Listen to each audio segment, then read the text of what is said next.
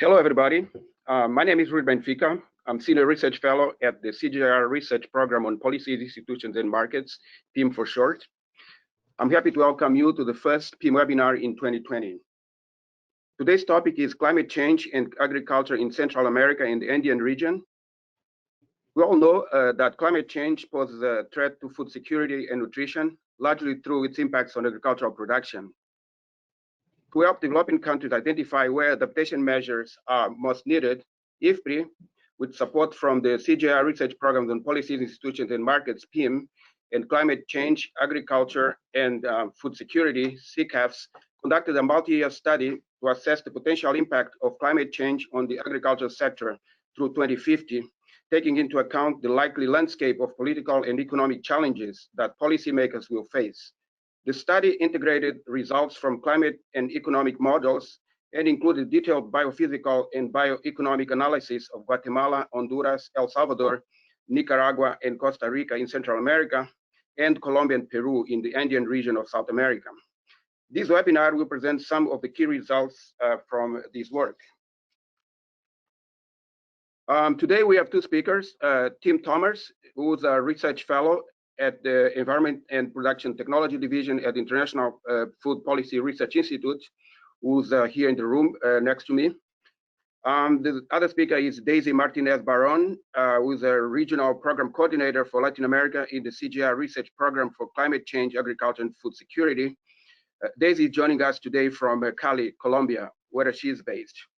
We also hope that the technology works, and another member of the team, Ana Rios, Natural Resource and Climate Change Senior Specialist at the Inter-American Development Bank, will be able to join the conversation during the Q&A discussion as a panelist. Before I hand over to Tim and Daisy, a few notes on how we will proceed. The presentation will last about 30 minutes, with the rest of the time dedicated to questions and answers. During the presentation, we invite webinar participants to send in questions via the chat window on the right side of your screens. We will collate the questions and group any that are similar in content. We'll then relay them to our presenters. This webinar will be recorded and we'll make it available on our website shortly after the live event. Now I would like to hand it over to Tim. Tim, you got the floor. Thank you very much, Rui. I really appreciate those who've tuned in to see this presentation, and I hope there's things here that are informative and helpful for you. I would like to acknowledge all the support we had for this study. It came from PIM, of course, and thank you for sponsoring this webinar today, and CCAFS and BMTF, Bill and Melinda Gates Foundation, and the Inter-American Development Bank, and CIAT for their support. So thank you for these, because without the support of our donors, this wouldn't have taken place at all. Now, what we're presenting is the results of a multi-year study.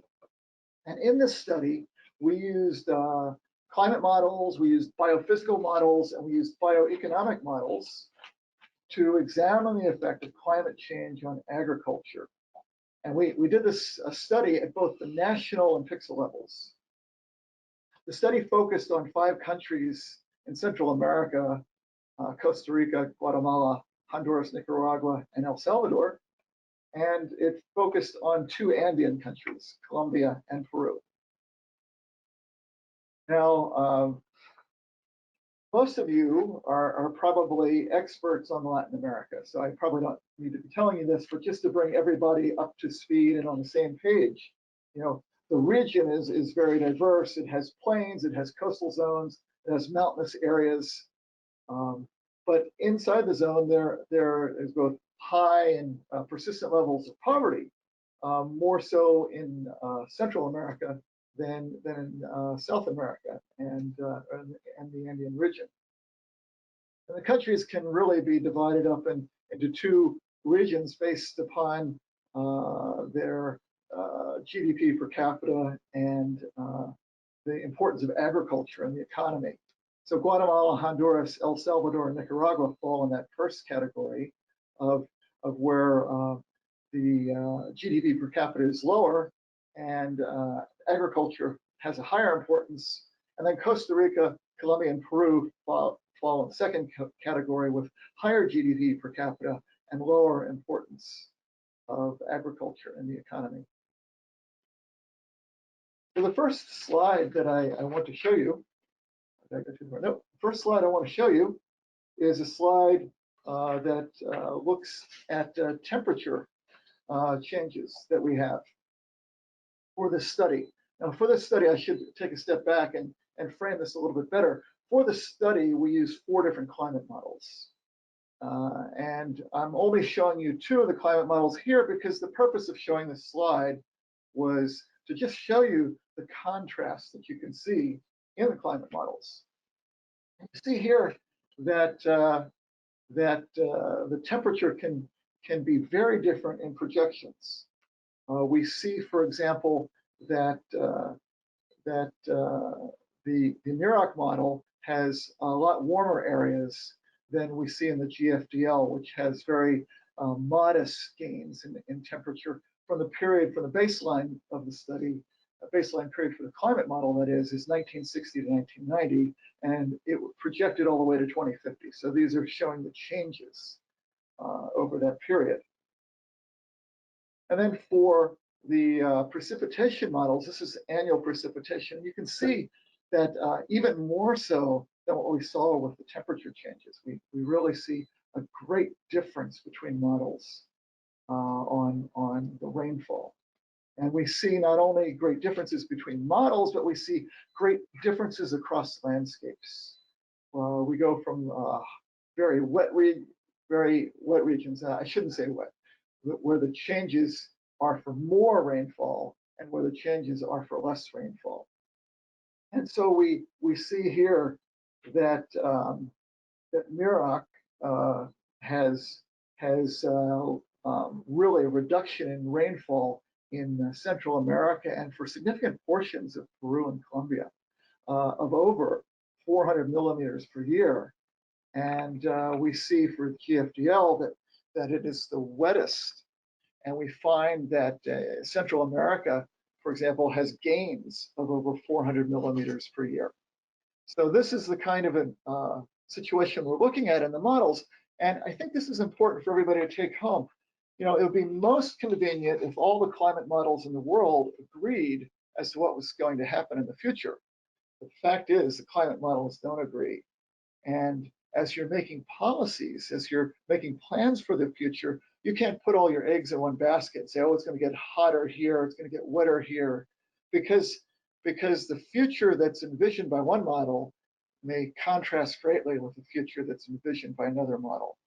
So I think that's one of the biggest takeaways you can have from these slides. The other takeaway to have from these slides, I think, is that the analysis we did was at a pretty fine scale, so that we really looked carefully at what climate was going to do and how that would affect agriculture in those places. Now, I wanted to talk a moment about crop models. We did not do the crop modeling ourselves, although we typically do crop modeling here at IFPRI. We were asked actually to use crop models from the AgMIP GGCMI. Now, AgMIP is a program that was designed to compare crop models and compare bioeconomic models to see if there could be some way to bring them closer together and bring out results better. And so they used actually 5 climate models in this study, and the trouble was the 5th was posted late, so we only used 4 of their 5. And they used 7 different biophysical models, which I sometimes refer to as crop models. In the course of their study, though, they found such a divergence in the models, and then when they examined it further, they found that 2 to 3 of them were actually not predicting yields very well on the ground, but we're looking at something different, like potential yields if everything was administered at the highest possible levels of productivity. So for the purpose of this study, we only used 4 of their biophysical models instead of all 7 of their biophysical models. And we focused on the year 2050 because we wanted to see the end result of climate change.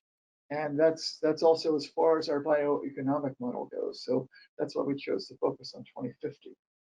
And then we did the analysis at half-degree pixels because that's the degree that they came in, the data came in at. And a half degree is around 50 kilometers on each side. And then on the issue of CO2 fertilization, unless you're doing crop modeling, you might not necessarily think about CO2 fertilization. But when there's more CO2 in the air, there's more available to the plant. And so there's actually a yield boost usually associated with CO2 fertilization. So we included those in the study as well. Now, in order to frame the study better, I wanted to just give an overview of the agriculture in the regions. And so for the 5 countries of Central America grouped together, we see that maize is actually on over a third of the cultivated area. And 2/3 of the cultivated area are covered by maize, coffee, and beans together. So that's pretty important. And today's presentation is going to focus on maize because in the course of this study, we wrote over 500 pages in reports, which I hope those who have interest will take a closer look. And we cover all of the crops more carefully in those studies, but for the interest of time, I wanted to just focus on a single crop, which is maize today. And then we look over to the Andean region.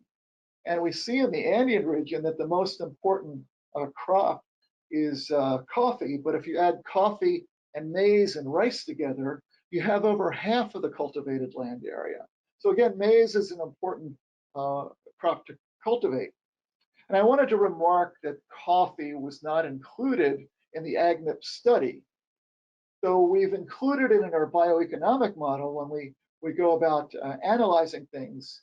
But because we didn't have a good measure of the direct climate effect, we don't emphasize our coffee results quite so much. We also tried to draw on other literature from CIAT, which tried to do a more careful analysis of how coffee growing areas will have to shift as a result of climate change. So that's also in the report. But for the purposes of this study, we report on coffee, but we don't emphasize it quite as strongly. So I wanted to show you the sample output that we have from AgNIP. So this is the aggregated results. And first, we aggregated the results across the 4 biophysical models for each of the climate models, and then we aggregated the 4 climate models and put them together to give this particular map, to kind of try to consolidate and say, well, if we had to say one figure of what's going to happen to maize in the region of our study, this is what would happen. And so we essentially have 16 different model combinations in each pixel. And as you can see, there are considerable losses further north, and they diminish a little bit as you go further south. And the next slide will show you in more detail, summarized by country. Now here on this slide, I have the results separated first by GCM, or climate model. The terms can be used interchangeably. And you see how the low rainfall in IPSL model led to really substantial reductions in maize yields in the region. And on the other hand, you could see how the smaller temperature increases and the smaller and the positive rainfall changes positively affected the results in the GFDL. And we see in general, though, as we take the median of the 4 models, you can see that just as I said, and just as our eyes showed us, the largest reductions are in the northern part of the area in Guatemala and El Salvador. And then as we come further down, you see Honduras next. And then it's a bit smaller in the other areas. Now I want to switch over and introduce you to the impact model. The impact model is the bioeconomic model that we that we use. And the impact model is a multi-market model. It's a partial equilibrium model, and it focuses on food and agriculture for the entire world. So it has several sub-modules or modules connecting with it. We have the climate model informing everything. We have crop models informing. We have water models. We have macroeconomic trends. We have demographic trends. They're all built into this big model. And one of the reasons it's important for us to look at is because even though there might be climate impacts locally, there might also be climate impacts globally that changes the entire structure of global supply, which ultimately changes the price. Furthermore, at the same time, with population growing, with GDP growing globally, there's going to be a shift in demand, an increase in demand generally for almost every food.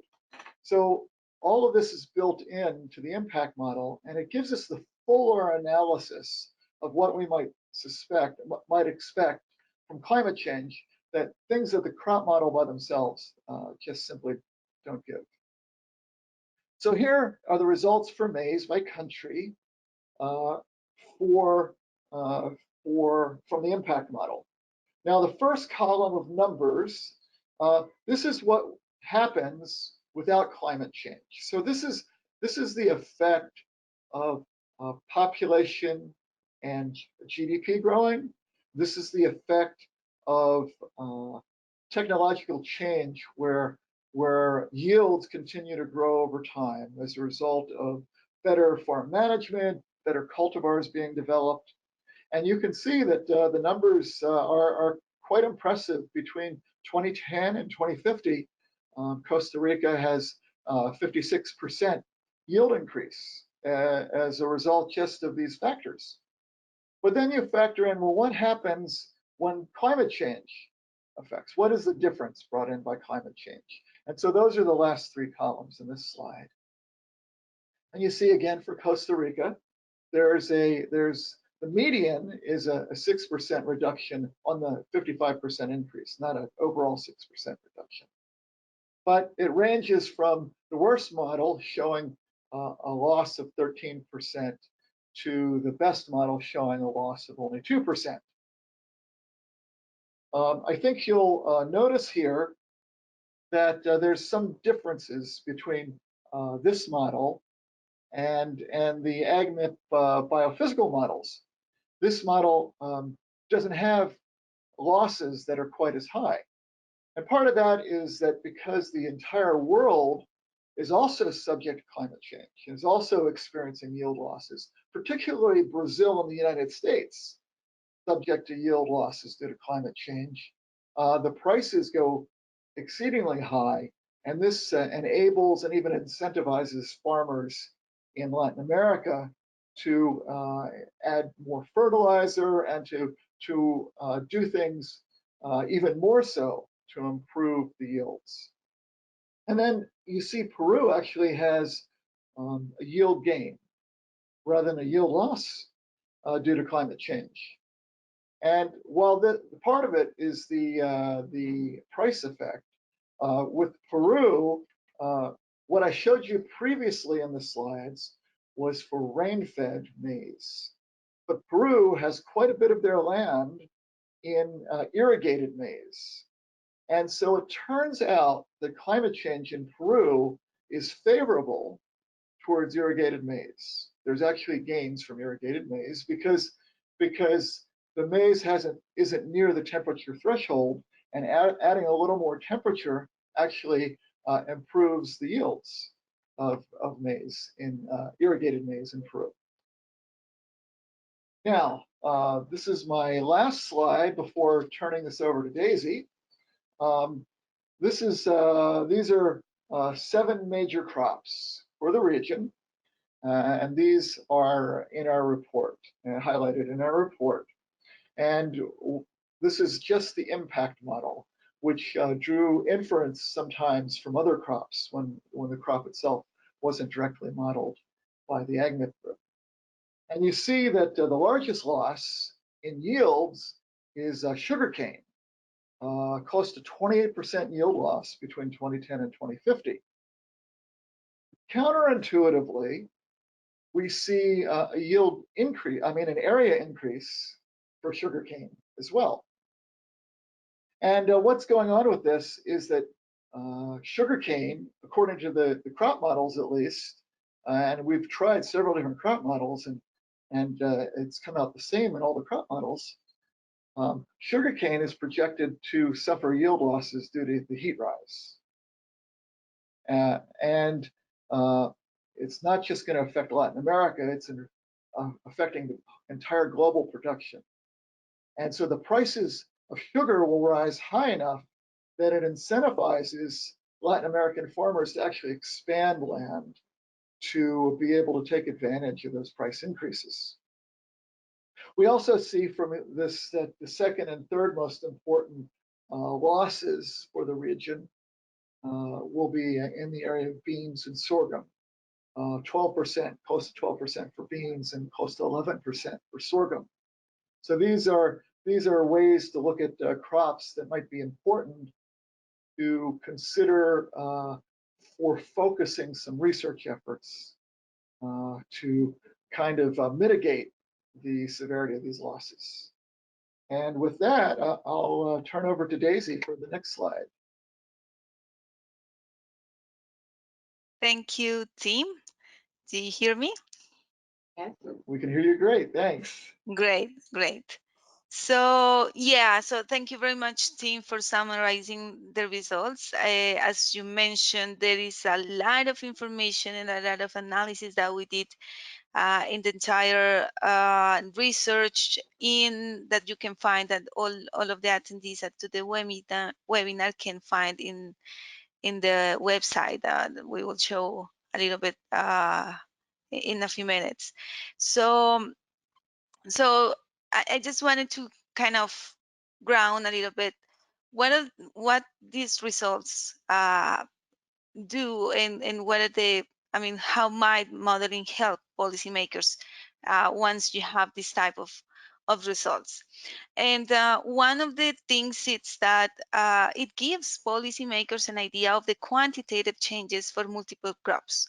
As we saw, we can see sugarcane, coffee, staple crops such as maize, that is very important in the region, beans, coffee, as well as one of the cash crops that are very important in the Andean region. So these quantitative changes for multiple crops can actually help design which are the priorities for action for policymakers.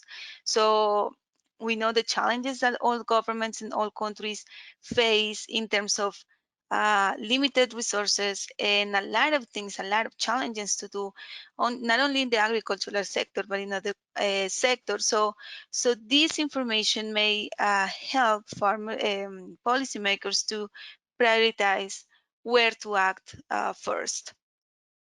In addition, these modeling results and this exercise also shows ranges of uncertainty, which help also determine how flexible planning needs to be.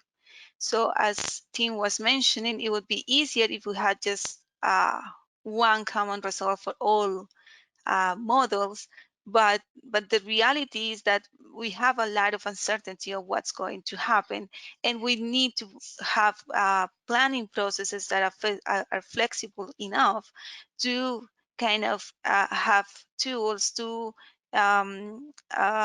face the challenges within those range of scenarios and uncertainty that we have. So that's one of the key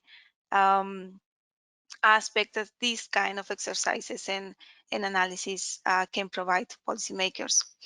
Also, in some cases, prioritization even at subnational scales. The results that we have in this analysis highlights that there are some subnational regions that may need to receive a special attention due to more severe impacts, or to guide planning for the projected land use changes. So this is important to consider that, and this analysis also try to support policymakers in going in detail into the countries and see, okay, where do we start? Where can we actually start developing adaptation strategies or planning how to move forward in terms of increasing resilience of the farmers that are within the country and in specific regions. So the idea of these results is also to support that decision-making processes. And it is also very important to acknowledge that modeling itself is not enough. And this is why this dialogue between science and policy is very important. So we need feedback from the policymakers to understand, for us to understand how these results are useful or not, and what we need to focus on or try to analyze even further in order to get the whole potential or more potential of the data that we are generating with these modeling results. So the idea is that all these information that is in these documents that we have developed are one of the inputs for decision making in the policymakers, so that they have an idea of how to guide those planning processes in a context of climate change. The next slide, please. And I wanted also to mention that, can you change? Yes, please, thank you. I just also wanted to kind of summarize some of the recommendations from the study. Team mentioned and some of those, but the idea would be to also try to highlight some of the key messages that the study has come up has presented us in this based on this analysis.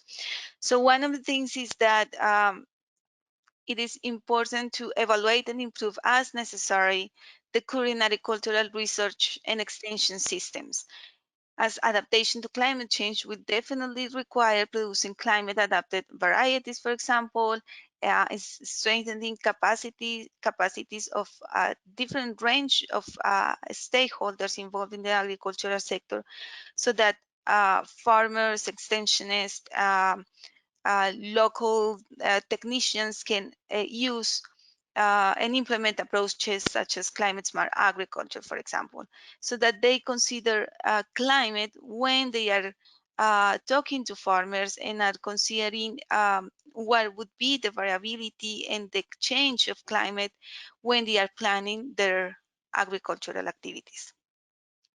We need to also consider whether expansion of irrigation could reduce yield losses in some locations. This is very important because once policymakers and decision makers start promoting specific technologies, we need to also consider what would be the scope of those technologies, such as irrigation, for example. So we need to be very careful on that, and looking at specific regions in which those technologies, for example, irrigation, might have negative effects. In terms of the subsistence crops, such as maize, beans, and rice, we know that they will, based on the results, that they will be adversely affected by climate change. And intervention to improve yields has spillover effects for food security and poverty reduction. So this is something that we need to consider, and that policymakers should also consider and enter in that dialogue with us and science and scientists, so that we can support how to do this better and to make transitions to diversified crops, and try to look at the food systems as a whole, so that we can actually see what would be the implications on specific crops due to climate change. Also, in terms of some of the cash crops that team showed in the analysis, and mentioned that there's much more detail in the documents, in terms, for example, of coffee and sugarcane. Coffee on one side as mentioned by Tim, needs additional research so that we can actually identify or determine what would be the magnitude of the yield decline in current locations that are not that well known. So we need to go a little bit deeper on specific locations and understand a little bit more about what would be the yield impact due to climate change. And also something very important, especially in coffee, is that policymakers need to consider whether land use and conservation laws are strong enough to optimally allow cultivation at higher elevations while minimizing forest and soil losses. So that would be a key, because as temperature increases, coffee plantations may go up, may go higher, and that will affect other ecosystem services that are key to consider in the landscape view. Sugarcane is projected to have major yield losses, as mentioned by Tim, both in the region and globally, suggesting that research could be done to develop varieties more suitable in harder environments, and that's very important. And then something that also should be considered is the different type of farmers that are in each system. Within sugarcane, within coffee, within beans and maize, the farmers are diverse. So that in that sense, developing adaptation strategies need to be tailored to different types of farmers, so that we don't have this one fits all solutions. And that's something that we need to be very careful when developing planning processes, and also that policymakers need to take into account. And just to finish, these modeling results aim for supporting decision-making processes at regional, national, and even subnational levels in some cases. Policymakers can use these inputs for planning purposes when addressing agricultural sector challenges in a changing climate. And however, it is also important to look at a wider perspective, such as the entire food systems, as well as how they should be transformed so that we are able to face climate change challenges across the regions and identify what we can do now, starting now, so that we can be prepared to those potential scenarios that we will have in the future. I would like, I don't know if you can change to the next slide, please. And just to mention that all the publications are in this link.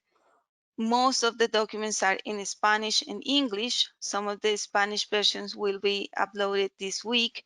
And you can find all the details of the reports that we did country by country, as well as a technical report on the methodologies that we use, a project paper and blog summarizing regional findings, and also the links to the presentations that Tim did at COP24 showing the results of the study.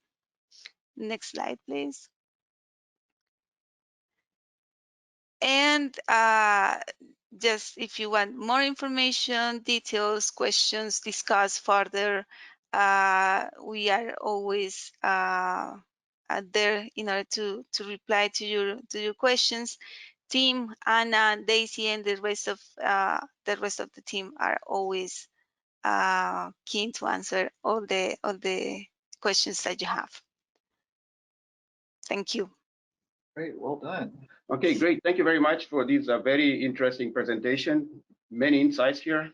We'll now move to the questions and answers part of the webinar. We have been receiving questions from participants, and the first question I would like to ask is related to the fact that you do highlight in your results the maize results. And you did talk a little bit about the rain-fed versus the non-rain-fed maize, but there is a question related to the varietal differences that have different tolerances to temperature and rainfall. So how do you address this heterogeneity of the maize varieties in your study or you've done? Well, that's a really good question. It's a challenge to get that heterogeneity right, and honestly, I'm not sure how AgMIP addressed that. What we typically do at IFPRI when we were doing crop modeling with DSAT is that we actually give each location a multiple of cultivars, and we pick the best cultivar at any location. So that if the temperature changes and the rainfall changes, it might like a different cultivar under those situations. And so we try to take care of it in that way. But because we were using AgMIP results, and I don't recall that their documentation told us what they did, I'm really not sure. And so we didn't do anything else to address that particular issue. Yeah, that particular issue is particularly important as you move from the national to the pixel level. You find more differentiation or specificity. Anyway, I don't know if you, Anna, have anything to add on this question? Anna? Anna or Daisy? Oh, Daisy? Okay. Okay, we can move to the next question. Next question actually is a question from me. You did talk about the pharma typology. I think that's a very important, from a policy standpoint, that's a very important thing to consider because you can be more targeted in that sense. So my question is that does this get addressed in these kinds of modules, or you would have to rely on some kind of integration with other modules and other kinds of methodologies? Could these models be improved to address the pharma typology question? What kind of typologies would you be talking about? Well, that's a good one. I guess that's sort of in my category too. So, but you guys, please feel free to add things. What we do typically is we use different fertilizer levels for our crop models, so that if we think an area happens to be a lower technology, they get lower fertilizer levels. But in general, there's more than just fertilizer levels. There's whole cropping systems. Mm-hmm. And with careful multi-period crop modeling, you can actually look at those cropping systems because, of course, for some rotations where you have more nitrogen fixing in the rotation, the actual level in the soil of nitrogen in the soil for the next crop is much better. Some rotations take better care to keep organic matter in the soil, and so again, you can do better work with that, but you can't do that on global level or even probably continent level studies. You would only probably do that in national or subnational level studies, because that's a lot of work to understand what systems are being employed currently, mm-hmm. and then trying to put them in models is also a challenge. Okay. Another question has to do with the reliability on the predictability of these models. One of the participants has a question that is basically related to the fact that you do use the projections from the 1990 to 2050 and 2000, etc. So the question is, if these models are tested on the basis of, say, the 1960 to 1990 through 2020, how good have they been? Or there's no such information? Oh, I see. That's a very good question, and that would probably produce very interesting answers to see how the climate models did through, say, 2020. The challenge, though, is this: crops grow by weather, our models go by climate. Oh. And so the difference in my mind between weather and climate is weather is what happens, mm-hmm. and climate is kind of an average over a 20 or 30-year period of what happens. Mm-hmm. So when we do our crop modeling, we run it for 30, 60, 90 times sometimes with mm-hmm. different weathers based on the climate, and then we take an average. But you couldn't actually, it wouldn't be easy to say, look at the harvest for each country in 2019 or 2020, mm-hmm. because that has weather in it. That isn't based on the climate. right? So great. There is one question that is related to the question is how you have accounted for climate smart technologies in the modules. It's kind of what are your technology assumptions, and do you have any considerations for climate smart technologies? very, very good question. We have done some modeling here at IFPRI of climate smart technologies, looking in the impact model only where we make assumptions about each technology and how much change in yield each technology brings, based on studies and things like that. But still, there are approximations in the model. But I know that these the crop models, the biophysical models, did not have climate smart agriculture built in. And if you were going to do the work at the level of the crop model, there are all sorts of parameters that can be adjusted to account for climate smart technologies, but we haven't incorporated them in this study. So you can definitely get some sensitivity analysis to the different technology. Yes, it's very possible to do that for sure. And used, yeah. There is a question: has any of the studies considered agroforestry in terms of climate resilience? Has any of this study considered agroforestry? I'm hoping we get some policy questions too, so that Daisy and Anna can participate. I was focused a lot on the modeling side, so I've just been taking all the questions here. Okay, but, we have but actually let me answer that question, and then maybe we can swing over to some more policy related questions. We did not directly put in agroforestry. I'm a big fan of agroforestry. I've been a fan since the 80s when I first started working with agroforestry in the field. So I would love to be able to incorporate it, and it can be, but again, it's like the modeling. You have to be very slow and particular and careful about how much you assume nutrients get in the soil as a result of agroforestry, how much shading, how much moisture, how much organic matter, the whole range of things. But it can be done. It's just not in this particular study. At least nothing comes to mind to say that we did that. I think those are very interesting follow-up kind of studies that could be done. There is a question more of a policy type question. You have highlighted in the conclusions about the importance of these findings for some policy recommendations. The question here is very direct, and he asks, can you please give us one example of a current national or subnational policy that will need to be changed, and how, as related to these findings? Well, good. We'll turn that over to Anna and Daisy to maybe speak on that. Let's then proceed to, I've got a question of my own here while we had more questions here.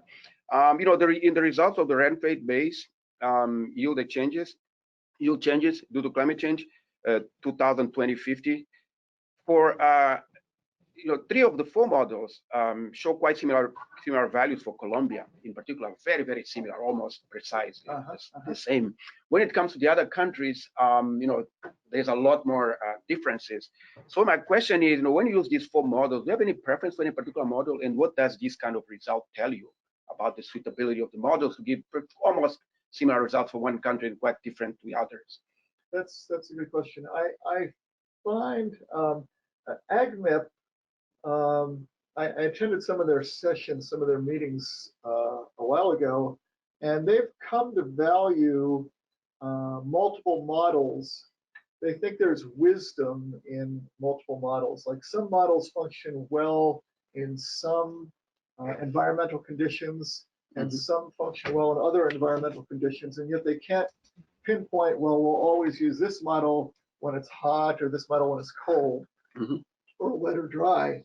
So taking the median brings about good results. And so in Colombia, when you take a median and there's only 4 models, the median picks the average of the second and third model in between models. And so that gives you consistent results in that way. Yeah, so it's in terms of specific models, I can tell you that I tested these models for maize against U.S. National data in a panel data set, and I found that our DSAT model performed better than any other model. And I wasn't trying to make it come out that way. I was just happy that it did, because for a while there, I started questioning the ability of these biophysical models to function properly and to perform properly. And so that's when I started testing real data that I could access and to see how they performed, to see if I created a regression analysis on the data. Right. Which results were very close, and again, it was the DSAT results were pretty close. Right, right. You know, that also relates to the slide where you presented the climate model precipitation changes. You know, 90, 60, 90 to 50. You know, when you look at Central America, you see a quite completely different results. So that very much relates to all these variability you just explained. Yes. Now, for most of the world, I can tell you the results aren't this wide ranging. It turns out, unfortunately, I think that Central America has one of the greatest diversities of possibilities in these models, and I prefer that it wouldn't have great diversity, but it does. Okay. Okay, there was a suggestion online that because everybody but us could hear Daisy, she would answer that question, and then we will hope that it will be recorded, but at least the 47 people in the audience will hear the answer. Oh, okay. Why don't we do that? Let's have Daisy then answering the question regarding Daisy, this policy. Okay, so one of the questions, the question was related about to the to changing one country's policy or something like that based on these results. I think all the countries are in that process of updating, for example, the national determined contributions, the NDCs, and that would be a very the inputs from these modeling results would be a very would be very interesting to use in that process of updating the NDCs. For example, most of our countries included not only mitigation strategies but also adaptation strategies in the NDCs, which is a very important focus that all the countries do when addressing climate change. So we understand that mitigation targets are important, but also a way to achieve that way to mitigation might be as an entry point using adaptation, for example. So I think those inputs and the results from the modeling would be very useful for that process. For example, there are other countries that are also making action plans for the low emissions development strategies. And in the case, for example, in Colombia, the climate change plan at the national level is also being formulated at this moment. So the idea would be to try to understand and know what are the processes in each one of the countries, and at that stage provide inputs from the results of this modeling. Thank you very much, Daisy, for answering that question.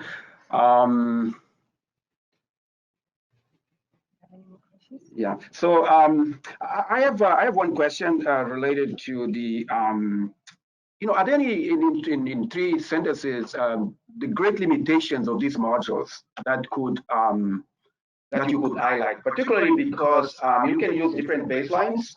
You can, baseline yourself from the very past. You can come closer to the more present and still project to 2050. And typically, there are differences in those projections. There's different baselines you use. You need to recalibrate the model over time, etc. So, do you have any consideration regarding these kinds of implications of of choice of baseline, the recalibration over time? How good do they get as you recalibrate? And what do you do about about that? That's good. Does either Anna or Daisy want to say anything on this too? Anna actually wanted to complement Daisy's answer. And why don't we let you speak right now?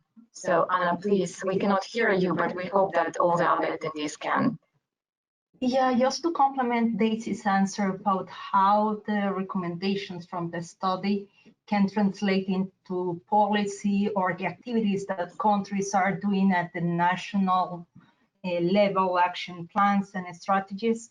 I think one of the implications is in terms of the subsidies or the incentives that in several countries they have, and see how these subsidies or incentives are contradict or promote the implementation that activities. What I was saying is the revision of incentives or subsidies that are at the national level that can be promoting the implementation of activities that go against what the recommendations of the study, or maybe to give a practical example, that promote the implementation or the cultivation of certain crop that we see that is going to be deeply affected by climate change. So it's interesting to see how we can consider or we can take into account adaptation measures and see how maybe there's the implementation of climate smart strategies. And then the other part is related with the consideration of spillover effects. And what I have seen, and I'm actually based in Honduras, is the importance of having integral programs that tackle different levels, different dimensions of poverty, that consider not just like agriculture per se, but also the social impacts or social dimensions that take into account activities related with health, with education, and also transportation, which is another important issue in agriculture, and how this might affect the productivity and the accessibility of technologies for adaptation and mitigation. And then the third one related to differences in types of farmers. I think one area in which I have seen a lot of interest implementation on programs is programs which focus on small or family farmers. How the technologies or practices that are available to them or that can be suitable for them are different to those technologies that medium and large farmers implement or can implement. So promote the development of technologies appropriate for them, and also promote the use or the adoption of these technologies. Yeah, Anna, just to add to that last part, I think that that's one of the key issues in terms of the types of farmers that we have across the region. And even within the smallholder farmers, there are different types of farmers. That actually the level, for example, the level of adoption of a specific technology or practice might be enabled or not because of literacy rate in terms of a specific area in a specific area in a given country. And that's something that we need to address, because that happens in some areas for some smallholder farmers, but maybe it doesn't happen in other areas with the same smallholder farmers, which literacy rate it's higher, for example. And that's I think that's very important for policy makers to consider, is that even though the typologies of farmers are not included in the modeling, but the use of the modeling need to also have a screen all these types of farmers to understand how would be those affected in reality, and what are the tailored adaptation measure strategies that need to be developed for each one of those. And I think that's an analysis that can be done within the countries with experts, but also the people, the technicians, and the extensionists that know how is structure the agricultural sector within each country, and taking into account these modeling results, but also analyzing a little bit the social structure of the farmers in across the region and in each country.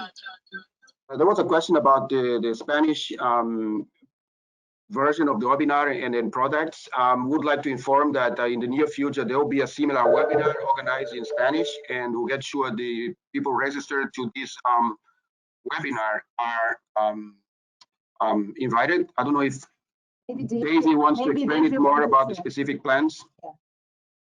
Yeah.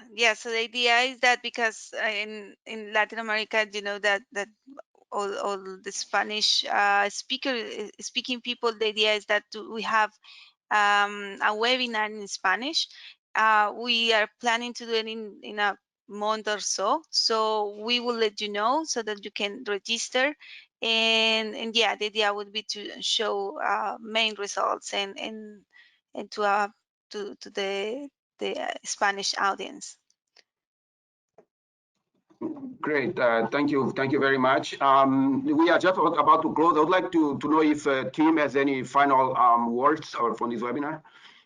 Well, yeah, thank you for attending. I very much apologize that we probably talked over many great comments because we couldn't hear and didn't know who was speaking. So I also apologize for that. I hope that there have been some useful things presented here, even for the modeling results, but also as you hear the policy recommendations and reasons why these modeling style can be important to help make plans and make policies for the future. So I hope this is leading many of you to want to take a deeper look. We've got over 500 pages of published material to bring home a lot of the results and expand those results to a much wider group of crops and also even to livestock. So thank you once again for attending. Thank you for giving me this opportunity. On that note, thank you very much, and looking forward to future opportunities participation in this kind of webinars for everybody, and for learning more in the future about the follow-ups of this work. Thank you. Thank you.